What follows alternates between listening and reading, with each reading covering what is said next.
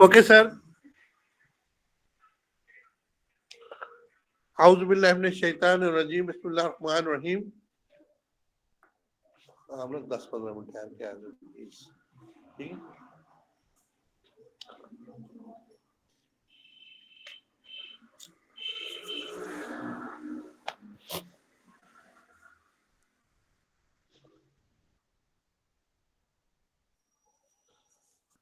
कल जो है ये पढ़ रहे थे नब्ज़ के बारे में, और नब्ज़ के बारे में मजीद जो है जानते हैं, जिसमें नब्ज़ की किस्में, और उसके बाद मैंने एक चार्ट के बारे में आपको, करैक्टरिस्टिक्स के बारे में आपको बताया था कि इसमें जो है वो किस किस्म का जो है वो हम जो है वो महसूस कर सकते हैं, और दिल की धड़कन को जो है वो हम महसूस कर सकते हैं। तो हमारा जो है वो रेडियल आर्टरी के बारे में जो है वो हम जानते हैं। रेडियल आर्टरी बेसिकली तौर पे जो है वो हमारे रेडियल दोनों बाजों के दरमियान जो है ये होती है। तो इसके बाद जो है हम इसको जब महसूस करते हैं तो हमें जो है दिल की धड़कन के बारे में जो है वो इल्म हो जाता है। तो जिसमें जो है इसका सबसे पहले हम रेट की बात करते हैं जी। रेट के अंदर जो है वो यानी कि इसकी रफ्तार, इसके बारे में बात करते हैं। दिल की रफ्तार को जो है वो हम महसूस करते हैं, दिल की धड़कन को हम महसूस करते हैं। जिसमें दिल की धड़कन जो है वो अगर ज्यादा हो जाए तो उसमें क्या होता है बेसिकली तौर पर, इसमें जो है वो पल्स रेट जो है वो 100 से जो है वो ज्यादा हो जाता है, यानी कि इसको हम इंग्लिश जबान में टैकिकार्डिया कहते हैं। और दिल की धड़कन का ज्यादा जो है वो महसूस करना, ये किस वजह से होती है? ये इसके सबब क्या है? नहीं, वर्जिश का ज्यादा करना, परेशानी की आलम में ये दिल की धड़कन बढ़ जाती है। दिल का फेल होना, इस जो है दिल की धड़कन बढ़ जाती है। थायराइड ग्लैंड का जो है वो कम खारिज होना, इसके अंदर जो है वो दिल की धड़कन बढ़ जाती है। और थायराइड की वजह से, यानी कि थायराइड की जो टॉक्सिसिटी होती है उसकी वजह से दिल की धड़कन जो है वो बढ़ जाती है। इसी वजह से जो है वो ब्रैटिकार्डिया, जिसका मतलब यह है कि दिल की धड़कन का कम होना, ये जो है 50 से कम जो है हो जाती है। किस वजह से होती है? दिल की धड़कन का जो है वो बाकायदा हो जाना, जिसमें बेसिकली तौर पर तमाम किस्म के एथलीट्स और खिलाड़ियों के अंदर ये धड़कन जो है वो कम हो जाती है। इसी तरीके से दिल का जो है मुकम्मल तौर पर फेल हो जाना, यानी कि उसका ब्लॉक हो जाना, और दिल के अंदर जो है वो मुख्तलिफ किस्म की जो है वो अद्वियात की वजह से मुख्तलिफ किस्म के ब्लॉकेज आ जाना, यानी कि बीटा ब्लॉकर का आ जाना, या किसी और वजह से जैसे कि डिजॉक्सिन की वजह से जो है वो ब्लॉक हो जाना दिल का, उस वजह से भी ये जो है वो प्रॉब्लम जो है वो क्रिएट हो जाता है। इसी तरीके से दिल के अंदर जो है वो बीटा ब्लॉकर का आ जाएगा, और दिल के अंदर जो है वो दिल का मुख्तलिफ जो है वेंट्रिकल या आर्टिकल का दबाव जो है वो बढ़ जाना, और इस तरह से जो है वो इसका अंदर का प्रेशर जो है वो ज्यादा हो जाना, जिसकी वजह से भी जो है वो ब्रैटिकार्डिया का मर्ज जो है वो पैदा हो सकता है। इसके बाद जो है वो रिलेटिव ब्रैटिकार्डिया जो है वो किस वजह से होता है? यानी कि उसमें जो हमने बात की थी टेम्परेचर की वजह से, अगर टेम्परेचर जो है वो बढ़ रहा है तो 5 से 10 mmG जो है वो इसका जो है वो टेम्परेचर की वजह से एक्सीड हो जाएगा। टेम्परेचर बढ़ रहा है तो ब्रैटिकार्डिया जो है उसमें यानी कि इसकी धड़कन जो अगर 50 है तो वो 55 हो जाएगी। और इसी तरीके से अगर कम हो रहा है टेम्परेचर तो इसमें जो है वो 5 डिग्री जो है इसकी जो है वो 5 डिग्री फ़ारेनहीट या सेंटीग्रेड इसकी जो है वो धड़कन जो है 10 डिग्री फ़ारेनहीट और 5 डिग्री जो है वो सेंटीग्रेड जो है इसकी धड़कन की वजह से जो है वो कम हो जाएगी, जिसकी वजह से जो है वो ब्रैटिकार्डिया का हमें जो है वो पता चलेगा। इसमें जो है वो फीवर के साथ हम इसको जो है वो कोरिलेट करते हैं, यानी कि फीवर जो है एंटेरिक फीवर जो है, जिसको टाइफाइड फीवर भी कहते हैं, साल्मोनेला टाइफी की वजह से अंतरियों को जो बुखार होता है उसमें भी जो है ब्रैटिकार्डिया जो रिलेटिव ब्रैटिकार्डिया जो है वो पैदा हो जाता है। और इसी तरीके से जो है वो वेंट्रिकल इन्फेक्शन की वजह से जो है ब्रैटिकार्डिया पैदा हो जाता है। तो जिस ये जो है ब्रैटिकार्डिया ट्रैकिकार्डिया जो है ये दोनों रेट के ऊपर मुतासर करते हैं, यानी कि हार्ट रेट को बढ़ा देते हैं या कम कर देते हैं। इसी तरीका से रिदम रिदम जो है, रिदम दिल की रफ्तार को जो है वो बहुत ज्यादा जो है मुतासर करता है, जिसमें जो है वो बेसिकली तौर पर नब्ज में जो है वो कम या ज्यादा हो जाना जो है वो शुमार होता है, जिसमें बेसिकली तौर पर अगर जो है वो हमारा रिदम जो है वो रेगुलर है, मुकम्मल तौर पे एक जैसा है, तो उसमें क्या होता है बेसिकली तौर पर जो है वो इसमें जो है दोनों इंटरवल जो है नब्ज के बिल्कुल बराबर होते हैं, इसमें आगे जो है वो पीछे नहीं होते, बल्कि जो है वो बाकायदा होते हैं, और इसमें जो है वो धड़कन के दरमियान जो है वक्फा एक जैसा होता है। तो ये धड़कन जो है वो जब एक जैसा वक्फा के अंदर जो है वो मुख्तलिफ किस्म की स्टिमुलेशन जो है वो होती है, तो इसमें जो है वो रिदम जो है वो रेगुलर होता है। इसके बाद दूसरे नंबर पे जो है वो सांस के साथ जो है इसकी बाकायदगी, यानी कि जो है वो हमारे सांस साइनस एरिथमिया जो है वो कैसे पैदा होता है, जिसमें जो है पल्स रेट जो है वो आगे इंस्पायरेशन के अंदर जो है स्लोअर हो जाता है, जबकि एक्सपिरेशन के अंदर जो है वो ज्यादा हो जाता है। यानी कि जब हम सांस को लेते हैं तो उस वक्त जो है पल्स का रेट कम हो जाता है, और जब सांस को बाहर निकालते हैं, एक्सपायरेट करते हैं, तो उसमें जो है वो दिल की नब्ज की रफ्तार का रेट जो है वो ज्यादा हो जाता है। इसमें जो है वो ये नॉर्मल फिनोमिना जो है इसमें एब्सेंट होता है। बेसिकली तौर पर इसमें खुदकार असबी निजाम यानी कि ऑटोनॉमिक नर्वस सिस्टम जो दिल को कंट्रोल कर रहा होता है, इसमें वेगस्टैंड भी इसमें शामिल होता है, उसमें जो है वो कमजोरी आ जाती है और वो मुकम्मल तौर पर जो है वो दिल को कंट्रोल नहीं कर सकता। और इसी तरीके से दिल का जब फेल हो जाता है तो उस वक्त जो है वो इस किस्म का जो सांस की रफ्तार जो है वो बढ़ जाती है। इसके बाद जो है बामौका या बेमौका जो है वो बेकायदगी, इसमें क्या होता है बेसिकली तौर पर जिसमें जो है वो पहले धड़कन जो है वो नॉर्मल होती है, उसके बाद जो है वो दिल की धड़कन जो है वो अब नॉर्मल हो जाती है, जिसमें जो है वो सेहतमंद धड़कन जो है वो बाकायदा रहती है, और बीमारी के अंदर जो है धड़कन का जो है वो मुख्तलिफ किस्म की जो है वो बाकायदा या कि जो है वो बेकायदा धड़कन जो है वो होती है। रेगुलर इरेगुलर पल्स जो है इसके अंदर जो मौजूद होती है, जिसकी वजह से जो है वो हमें डाइजॉक्शन एक जहर है, उसके असर जो है वो हमारी बॉडी के ऊपर जो है वो महसूस होते हैं। इसी तरीके से इरेगुलर पल्स जो है वो इसमें जो है कोई भी रेगुलरिटी जो है वो मुमकिन नहीं होती। इसमें जो है आर्टेरियल फाइब्रेशन होती है, मल्टीपल टॉपिक सिंड्रोम होते हैं, और इसके अंदर जो है वो मुख्तलिफ किस्म के जो है वो बीटा ब्लॉकर जो है इसके अंदर वाक़ होते हैं। और इसके बाद जो है आखिर में जो है वो मुख्तलिफ किस्म के पल्स का जो है वो पल्स के अंदर डिफेक्ट जो होते हैं, जिसके अंदर जो है वो हार्ट रेट जो मुख्तलिफ किस्म का हो जाता है, आगे पीछे जाता है, और इसी तरीके से जो है वो हार्ट रेट जो है बढ़ जाता है या कम हो जाता है, जिसमें जो है वो आर्टेरियल फाइब्रिलेशन हो जाती है, जिसकी जो है वो माइट्रल सिनोसिस की वजह से हो सकता है, या कि थायरोटॉक्सिन की वजह से हो सकता है, या आई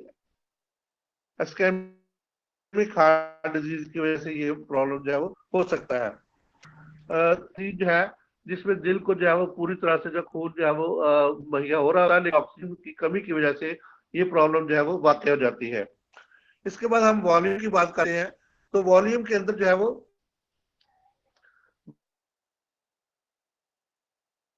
बेसिकली तौर पर वॉल्यूम अगर नॉर्मल हो, दिल का वॉल्यूम नॉर्मल हो, तो नब्ज भी नॉर्मल हमें नजर आती है, जिसकी वजह से हम जो है वो प्रैक्टिस की मदद से हमें जो है नॉर्मल नब्ज और नॉर्मल वॉल्यूम जो है महसूस हम कर सकते हैं। और इसी तरह से अगर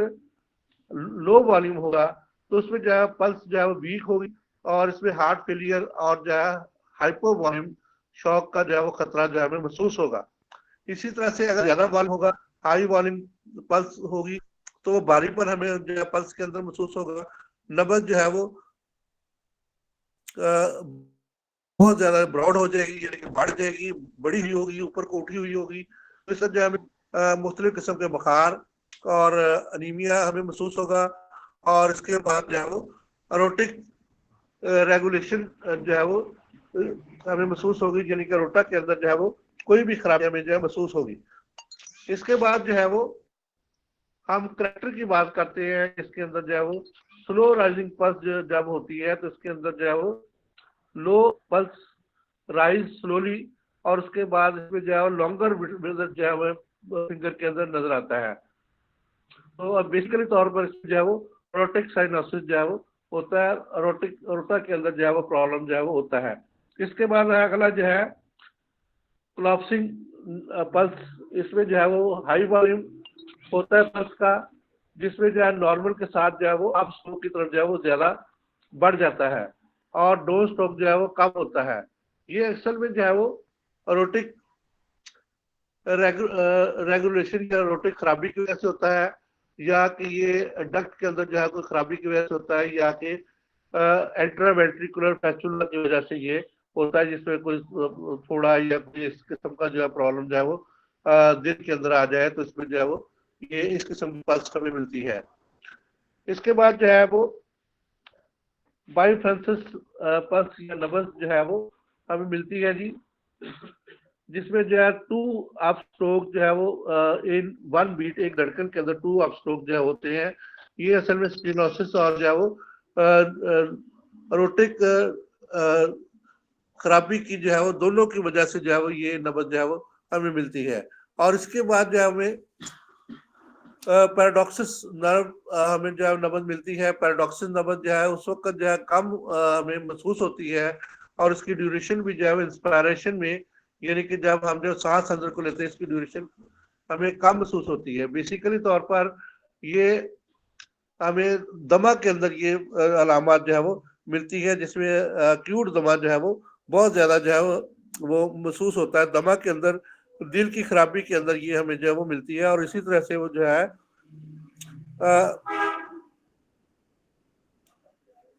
आर्टिनेस जो है वो पल्स जो है वो हमें स्ट्रॉन्ग बीट हमें प्रोवाइड करती है, जिसकी वजह से जो है हमें थोड़ा सा जो है वो वीक बीट के अंदर जो है वो हमें महसूस होता है, और इसका इंटरवल जो है दोनों के दरमियान जो है वो कॉन्स्ट रहता है। तो ये असल में जो है वो लेफ्ट वेंट्रिकल फेलियर की वजह से होता है, और जिसमें जो है वो सुपर वेना केवा जो है, यानी कि ट्रैकिकार्डिया उसके अंदर मौजूद होता है, और सुपर वेना केवा जो अपना काम जो है वो करना छोड़ देता है। इसके बाद जो है बेंजिनस पल्स जो है ये मुकम्मल तौर पे जो है वो स्ट्रांग होती है, और इसमें जो है थोड़ी सी वीकनेस जो है पाई जाती है, जो कि लंबी पल्स को जो है वो जाहिर करता है। ये कमजोर होती है और गैर महसूस हमें जो है तौर पे जो है महसूस होती है। पहले ये ताकतवर होती है, उसके बाद जो है वो आस्ता आस्ता कमजोर होती है, और वक्फा इसका लंबा होता है। तो ये ऊपर वाले वेंट्रिकल फेलियर की वजह से जो है ये अलामत होती है, जिसमें ऊपर वाले वेंट्रिकल जब अपना काम जो है वो सही नहीं करते। इसको जो है बेसिकली तौर पर जो है वो डाइजॉक्सिन के जहर की वजह से भी जो है ये प्रॉब्लम जो है वो पैदा हो जाता है, और दिल जो है मुकम्मल तौर पे अपना काम करना छोड़ देता है। हम जो है वो मुख्तलिफ नब्जों की जो है वो इस तरीका से आपस में जो है वो कंपैरिजन भी कर सकते हैं, जैसे कि रेडियो फीमोरल नर्व को हम जो है वो पल्स को हम डायग्नोज करते हैं, जिसमें फीमोरल पल्स जो है हमें डिले की सूरत में नजर आती है कंपेरेटिव टू रेडियल पल्स की वजह से। ये असल में क्यों होती है? ये अरोटा की जो है वो कमजोरी की वजह से और अरोटा की खराबियों की वजह से ये हमें फीमोरल नर्व जो है वो पल्स हमें जो है वो अजीब किस्म की जो है वो नजर आती है। इसमें दोनों के अंदर जो है वक्फा जो है वो ज्यादा पाया जाता है, यानी कि दोनों अरोटिक और रेडियल नर्व को जब हम कंपेरेटिव करते हैं तो इसमें जो है वो जब अरोटा के अंदर कोई भी खराबी होती है, अरोटा जो है वो असल में